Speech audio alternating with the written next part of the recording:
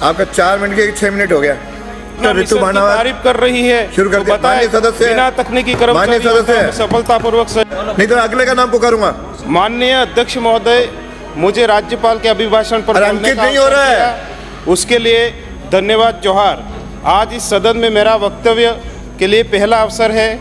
मैं इस अवसर पर गोविंद गुरु महाराज, मानगढ़ धाम पर सहित 1500 से अधिक आदिवासी वीर वीरांगनाओं, संत सुरमाल महाराज, ज्योतिसर महाराज, शिक्षा के लिए बलिदान देने वाली भील वीरांगना कालीबाई कलासवा, नानाबाई खाट, सेंगाबाई रोत, रामा पथु डामोर को नमन करते हुए विशेष करके 84 की जनता को, जिन्होंने सभी राष्ट्रीय पार्टियों को 84 के चक्कर में डालकर मुझे भारत आदिवासी पार्टी के प्रत्याशी के रूप में जिताकर इस सदन में भेजा है, तो मैं 84 की जनता को धन्यवाद अर्पित करना चाहूँगा।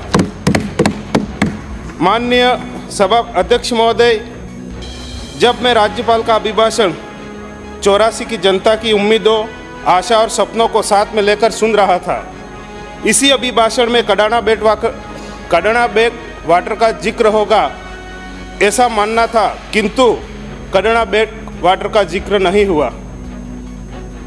मुझे सदन में दुखी मन से कहना पड़ रहा है कि जिस पानी के लिए जब माही नदी पर 1966 में से लगा करके 1969 के बीच में जब कडाना बांध बना, उस बांध के समय हमारे आदिवासी लोगों ने अपनी ज़मीनें छोड़ी, अपना जंगल छोड़ा, अपना परिवार, अपने बच्चों की शिक्षाएं छोड़ी। न जाने कितने परिवार बेघर हो गए, विस्थापित हो गए। इसमें से कुछ एक को ज़मीनें और मुआवजा मिला और कुछ एक को मुआवजा और ज़मीनें नहीं मिली।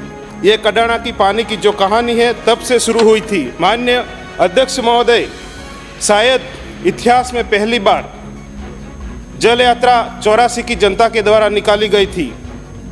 कडाना बांध बैक वाटर से गेजी घाटा तक 4 दिन की पैदल यात्रा सरकार को संदेश देने के लिए निकाली गई थी।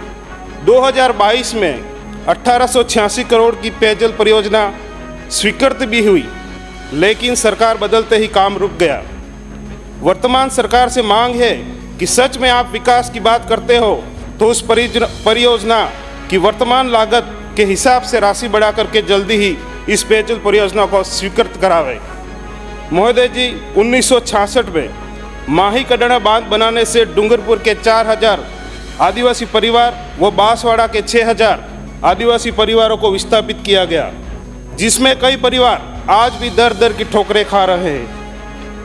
आज उनके ही बच्चे पानी के लिए तरस रहे हैं। मैं सरकार से मांग करता हूं कि इस परियोजना को जल्द से जल्द पूरी करें।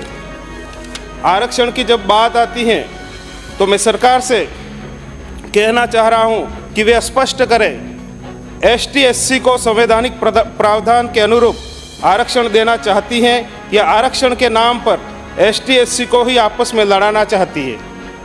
अभी जो खेल चल रहा है उस हिसाब से तो सरकार ST SC को आपस में लड़ाना ही चाहती है। सच में लाभ देना चाहती है तो क्षेत्रीय आधार पर प्रशासनिक सेवाओं में आरक्षण का बंटवारा करें।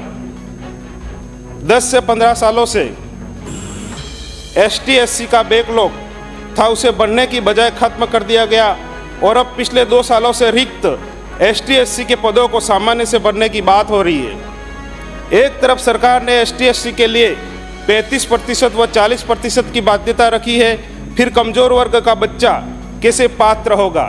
बाध्यता रखनी हो तो आदिवासी क्षेत्रों में जितने शिक्षकों के रिक्त पद हैं वो सारे भर दो और TRD फंड से ब्लॉक जिला स्तर पर निःशुल्क कोचिंग सेंटर खोले जाए, ताकि आदिवासी बच्चे भी मेरिट कैसे टॉप करते हैं वो भी देखते जाओ। अध्यक्ष महोदय, अभी प्राचार्य DPC में वरिष्ठता को भी दरकिनार किया गया। आरक्षित वर्ग के वरिष्ठ अभ्यर्थियों के स्थान पर सामान्य वर्ग के कनिष्ठ अभ्यर्थियों का चयन किया गया। डूंगरपुर जिले में कुल 617 सीनियर सेकेंडरी विद्यालय हैं, उसमें से 3188 कक्षा कक्ष है। वर्तमान में 2219 कक्षा कक्षों में कक्षाएं संचालित हो रही हैं,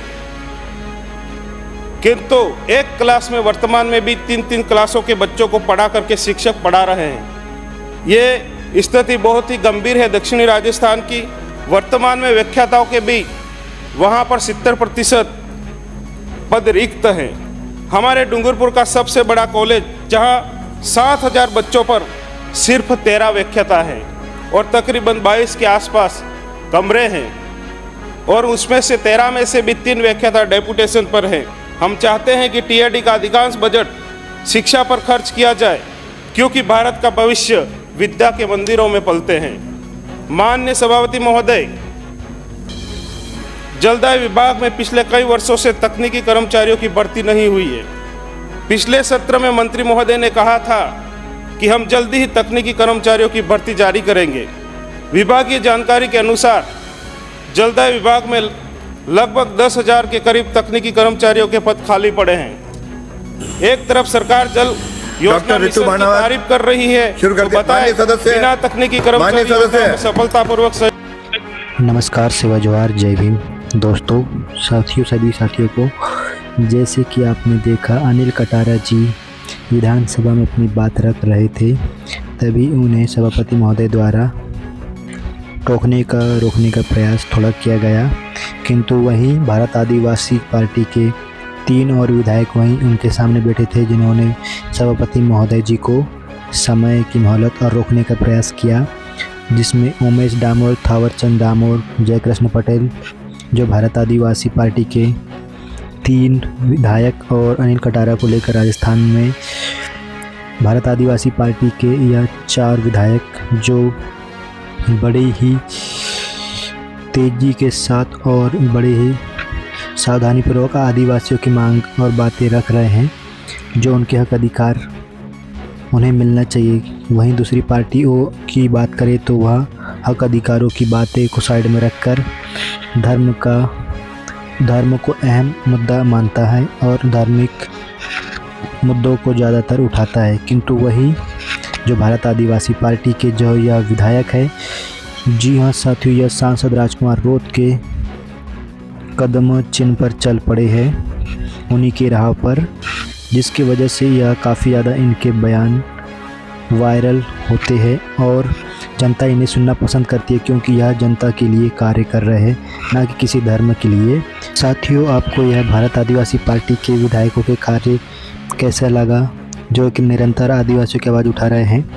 कमेंट बॉक्स में कमेंट करके अवश्य बताएं। सभी साथियों को पुनः सेवा जोहार, नमस्कार, जय भीम। संदीप बनके मीडिया चैनल पर पहली बार आया हूं तो चैनल को सब्सक्राइब करें, वीडियो पसंद आए तो वीडियो को लाइक करें और शेयर करें ताकि अभी लोगों तक जानकारी पहुंच सके। यह संदीप बनके मीडिया चैनल आदिवासी सांसद विधायकों और आम जनता की आवाज़ निरंतर उठाते रहता है, आप लोगों को दिखाते रहता है। देखते रहे संदीप बनके मीडिया।